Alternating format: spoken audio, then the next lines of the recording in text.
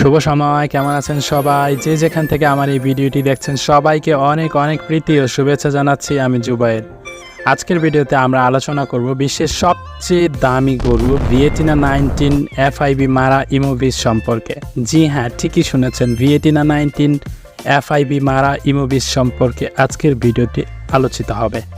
তো চলুন কথা না বাড়িয়ে সরাসরি চলে যাই মূল ভিডিওতে। আচ্ছা, বাংলাদেশি টাকায় একটি গরুর দাম কত হতে পারে? 1 লক্ষ, 2 লক্ষ, 5 লক্ষ, 10 লক্ষ, 15 লক্ষ, 20 লক্ষ? এর চেয়েও বেশি হতে পারে? নিশ্চয়ই না। তবে আপনারা জেনে আশ্চর্য হবেন যে সবচেয়ে বড় গরু রপ্তানিকারক দেশ ব্রাজিলে একটি গরু নিলামে উঠেছে, তার দাম হয়েছে 52 কোটি টাকা। হ্যাঁ, আপনি ঠিকই শুনেছেন, 52 কোটি টাকা। নেলোর প্রজাতির এই গরুটি তার দামের দিক থেকে বিশ্ব রেকর্ড করেছে এবং গিনেস বুক অফ ওয়ার্ল্ড রেকর্ডসে সে নাম লিখিয়েছে। নিশ্চয়ই মনের মধ্যে প্রশ্ন আসছে যে কী এমন আছে এই গরুটিতে যে কারণে এই গরুর এত বেশি দাম? আসলে গরুটির উন্নত জিনগত বৈশিষ্ট্যের কারণে গরুটির এমন অস্বাভাবিক দাম।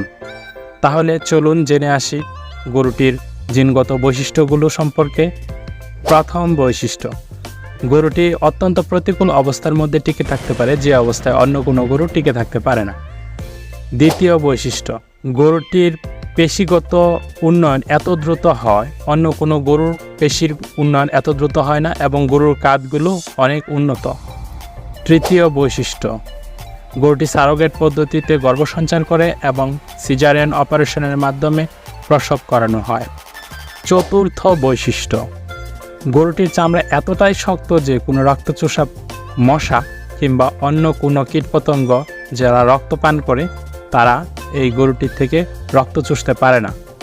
পঞ্চম বৈশিষ্ট্য, মায়ের সকল গুণাগুণ বা বৈশিষ্ট্য তার বাছুরের মধ্যে অটুট থাকে। ষষ্ঠ বৈশিষ্ট্য, এই গরুগুলো রোগ প্রতিরোধ ক্ষমতা অনেক বেশি থাকে, অর্থাৎ অন্যান্য গরুর চেয়ে এই গরুগুলোর রোগ অনেক কম হয়। সপ্তমত, এদের মাতৃত্বের ক্ষমতা অনেক বেশি থাকে। অষ্টমত, এই গরুগুলো ধবধবে সাদা রঙের হয়ে থাকে, এজন্য গরুগুলো দেখতেও অনেক সুন্দর। এছাড়া এর মূল আকর্ষণ হচ্ছে এই গরুগুলো সূর্যের প্রচণ্ড তাপের মধ্যেও মাঠে চড়তে পারে, কারণ এদের ধবধবে সাদা রঙের চামড়ার কারণে সূর্যের তাপ এদের শরীরে পড়ে না, বরং সূর্যের তাপগুলো প্রতিফলিত হয়ে ফিরে চলে যায়।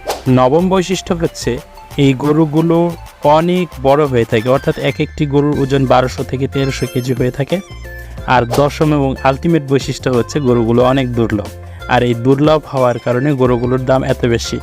আপনারা জেনে আশ্চর্য হবেন, এক একটি গরুর ভ্রূণ অর্থাৎ ডিম্বাণু ও শুক্রাণুর মূল্য ধরেছে যারা এই গরু উৎপাদন করে। মিনাস জেরাইস রাজ্যের যে খামারটিতে এই গরুগুলো উৎপাদন করা হয়, তারা এক একটি গরুর ভ্রূণের দাম ধরেছে $2 লক্ষ, যা বাংলাদেশি টাকায় 2 কোটি টাকার উপরে। এই হচ্ছে গরুর আদ্যপান্ত বৈশিষ্ট্য। তবে ব্রাজিল পরিকল্পনা করছে যে সারা পৃথিবীতে তারা এই গরু ছড়িয়ে দেবে।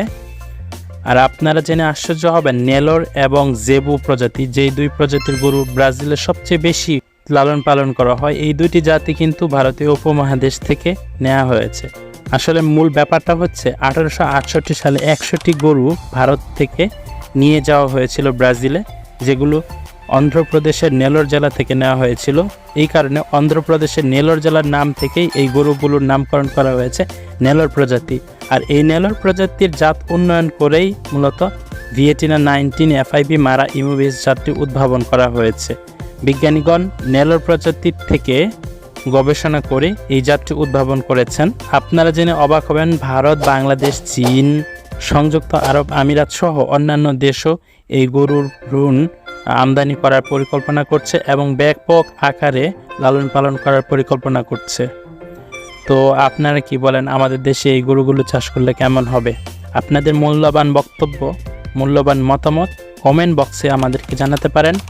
আজকে এ পর্যন্তই, দেখা হবে অন্য কোনো ভিডিওতে। আপনারা সকলেই ভালো থাকুন, সুস্থ থাকুন। আপনাদের অনেক অনেক শুভেচ্ছা জানিয়ে আজকের ভিডিও এখানে শেষ করছি। সবাই ভালো থাকুন, সুস্থ থাকুন। আল্লাহ হাফেজ।